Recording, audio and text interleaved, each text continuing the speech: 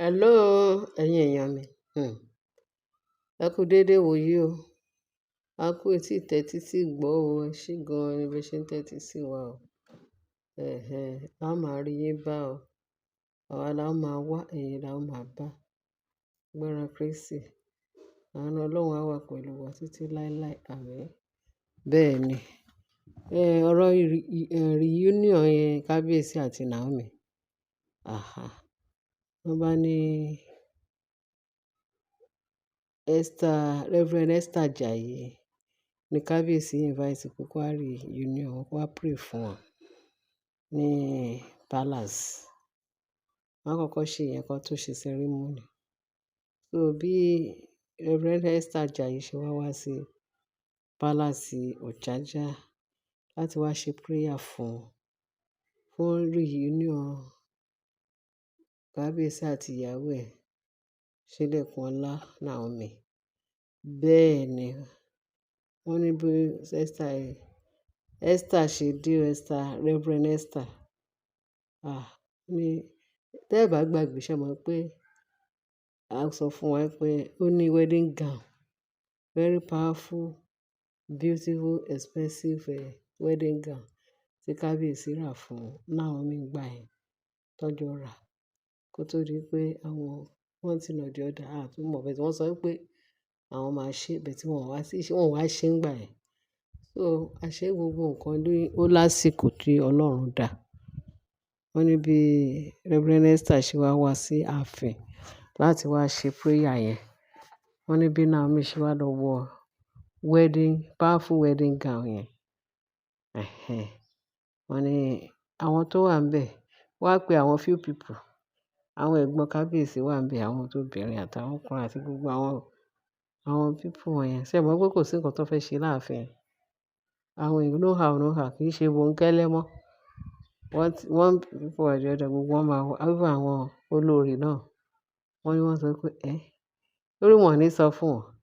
Later wọ́n ṣẹ̀ máa gbọ́ pé Kábíyèsí máa mean ní nǹkan tó máa sọ yìí.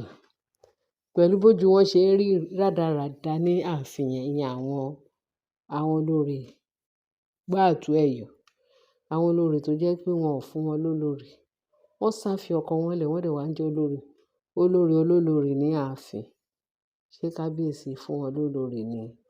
Wọn ò mọ nǹkan tó ń jẹ́ olórí. Àwọn aya ọba, àwọn ìyàwó ọba tí ọba fẹ́ ní ṣùlọ́kà, àwọn ìyàwó gidi tó jẹ́ tọba tọ́lọ́run ti kọ mọ́ látọ̀run wá pé ẹ̀yin eléyìí pé ìyàwó ọba lẹ máa jẹ́.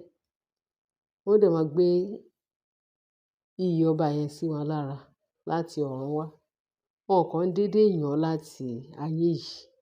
Ẹni tó máa jẹ́ ìyàwó ọba Ọlọ́run ti ordain wọn. Ìyàwó ọba tó dẹ̀ máa jẹ́. Tí wọ́n bá ti rí even ìṣesí wọn, ìmúra sí wọn gbogbo wọn láti kékeré wọn ẹ ti mọ̀ pé àyànfẹ́ Ọlọ́run ya àwọn eléyìí sọ́tọ̀ láti wá ṣe rere láyé. Òun náà ni k'Ọlọ́run kó ṣàánú fún wa. K'Ọlọ́run kó má fi tiwa ṣe àpọ́nlé. Kó fi tiwa ṣe kó fi wá yangàn lójú àwọn enemy. Kó fi àwọn ọmọ wa náà yangàn. Kó gbé wọn lékè. Kó gbé àwọn ọmọ wa ga ju àwọn ọ̀tá wọn lọ. Kó jẹ́ káwọn ọmọ wa di envy of the nation. Irú nǹkan tí Ọlọ́run fi Naomi Ṣílẹ̀kùnọlá queen òun ló fi ṣe. It's an envy of the nation. Wọ́n kàn ń para wọn ni. Wọ́n kàn fẹ́ ṣe ra wọn léṣe. Ẹ fẹ́ pa ẹni t'Ọlọ́run ò pa. Ẹni t'Ọlọ́run ò fi pípa yín sí lọ́wọ́, ẹ dẹ̀ fẹ́ pa. Kí lẹ wá waste time ara yín fún? Ẹ kàn ń para yín, ẹ lẹ̀ ń pajá. Ẹ para yín ni, ẹ̀yin olórí. Wẹ́wẹ́ ẹ̀yin olórí tó jẹ́ pé wọn ò kà mọ́ olórí láàfin. Ǹjẹ́ òun náà kọ́ ló ti farahàn yìí? Ṣé Kábíyèsí wá kà wọ́n mọ́ olórí? No. At the end of the day, Kábíyèsí wá single ìyàwó ẹ̀ gédégbé. Ìyẹn tó ń jẹ́ Queen Naomi. Ó ní lẹ́yìn Queen Naomi kò sí queen mọ́ ní ilé Ifẹ̀ tó jẹ́ pé gbogbo ilé Ifẹ̀ ti mọ̀. Wọ́n ti gbọ́, wọ́n dẹ̀ ti fi àṣẹ dáhùn. Wọ́n ti bẹ̀rẹ̀ sí ní pé olórí Naomi, olórí Naomi, olórí Naomi. Naomi nìkan náà mọ̀ tó jẹ́ olórí ní ààfin Ifẹ̀ yẹn. Bẹ́ẹ̀ ni. Now, wọ́n ní ìyá màmá Esther, Reverend Esther wá ṣe wá pray fún reunion kábíyèsí àti queen. Wọ́n ní tẹ bá rí Queen Naomi níjọ́ yẹn, ó wọ pé ó wọ wedding gown yẹn. Bó tilẹ̀ jẹ́ pé low key náà fi ṣe, ìyẹn reunion yẹn. Wọ́n yìí máa dàbí kí gbogbo nǹkan tó ń lẹ̀, pàá lé ní pàá lọ́la, nǹkan tó túbọ̀ dìlé kábíyèsí tó ń yẹ kó kàn kábíyèsí balẹ̀. Naomi kedere kò gbẹ́yìn, wọ́n fún ní wàhálà, ṣùgbọ́n Ọlọ́run sọ wípé àsìkò tó. Wọ́n wá ṣe by force by fire náà fi ṣe fún Naomi pé kí àwọn olórí, ìgbà tí wọ́n ní kí wọ́n lọ, wọ́n láwọn lọ. Okay, òun dẹ̀ máa dójú tì yín láàfin. Ọlọ́run dẹ̀ máa dójú tì yín láàfin. Torí ẹ̀ gbogbo rẹ́dẹ̀rẹ́dẹ̀ yẹn kàn wá bá wọn níbi tán wà. Ó wù wọ́n kó dúró, kó wù wọ́n kó má dúró. Kò sí èyí tó gbé kó kan kábíyèsí. Kábíyèsí kàn fẹ́ ṣe wọ́n pa ni. Ó fẹ́ dá ìtìjú kún wọn lójú nígbà gbogbo. Ó fẹ́ kí kó ṣe fún wọn tó jẹ́ pé wọ́n lè bínú kán sá kúrò láàfin. Kára lè túbọ̀ máa ta wọn sí. Nǹkan tí kábíyèsí ń try láti ṣe. Kì í ṣe pé bóyá kábíyèsí ò mọ̀ nǹkan tó yẹ kó ṣe o. Because ẹni ẹlẹ́ni kò ṣáà ní pa rẹ̀. Kò dẹ̀ lè gbébọn pé kóun máa yìnbọn fún wọn lójúkorojú. No! Ọlọ́run ò fi kọ́ ọwọ́ abẹ́, kò dẹ̀ fi kọ́ kábíyèsí. Bẹ́ẹ̀ kábíyèsí kàn jẹ́ ẹni Ọlọ́run.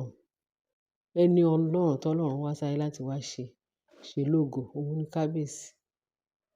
Immunity ẹ̀ náà tó tún wà lára, ló tún jẹ lára Queen Naomi. Àwọn méjèèjì wọ́n jọ ń tàpù anointing tí Naomi ń fún kábíyèsí yẹn, òun ló wá pọ̀ jù.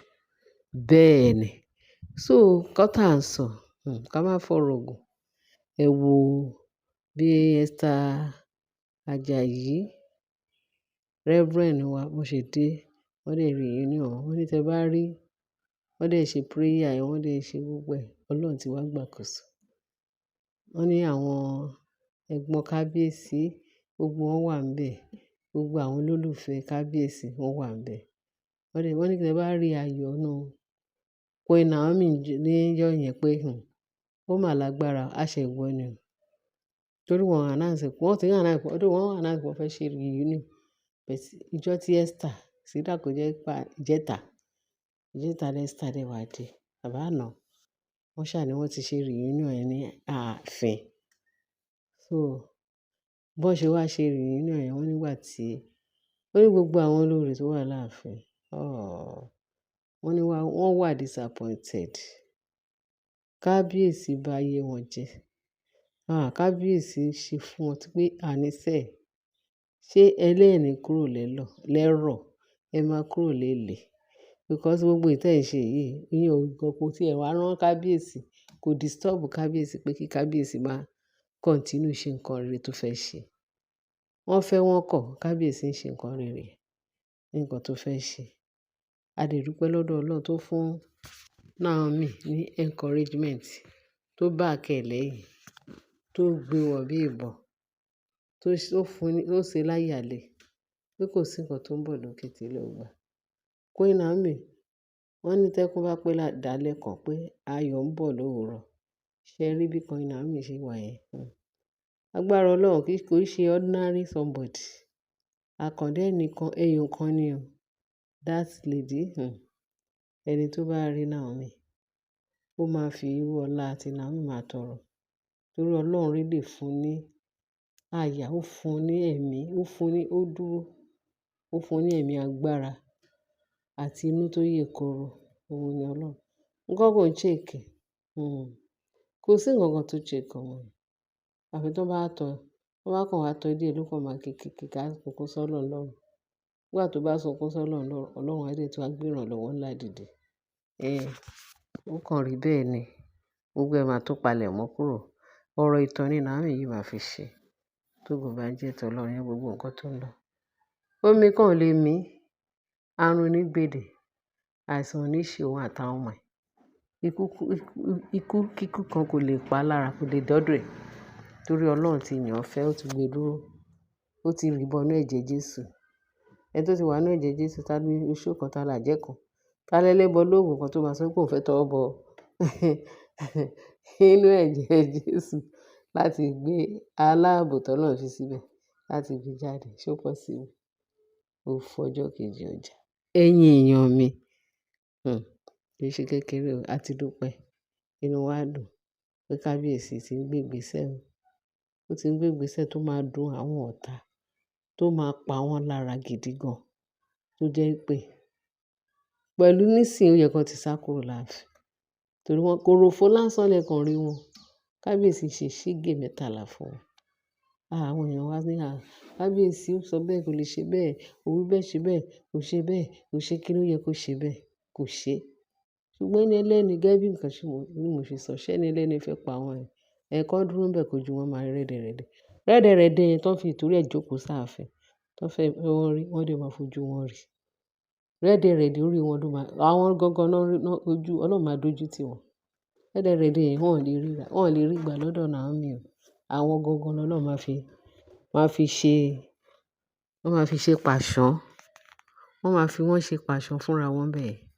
Fúnra wọn náà máa fúnra wọn lóògùn jẹ. Ẹ má ṣòpò bá wọn jẹ. Ẹ̀yin èèyàn mi, ẹ bá mi share, ẹ bá mi like. Ẹ ṣé gan. Mo ní kí n sáré gbé eléyìí náà sí etí ìgbọ́ wa. Kẹ́yin náà lè mọ bó ṣe ń lọ. Bẹ́ẹ̀ ni, ẹ ṣé gan. Ẹ̀yin olólùfẹ́ Ọlọ́run á nífẹ̀ẹ́ yín o. Ẹ bá mi share, ẹ bá mi like, kẹ́ ẹ bá mi subscribe. Yes, Jésù Olúwa. Tí bá tún rí ìtútù fantastic tó tún yà mí lẹ́nu, màá tún gbé wá sí ìgbọ́ yín. Kẹ́yin náà kẹ́ lè fi tí gbọ́, kẹ́ lè mọ nǹkan tí màá bá ṣe sí, kẹ́ bá sọ àsọyé pọ̀. Torí àsọyé pọ̀ yóò gan. Èmi gan mo lò gidi gan. Mo lò gidi gan. Làákàyè Ọlọ́run ò ní pa náà ẹ̀.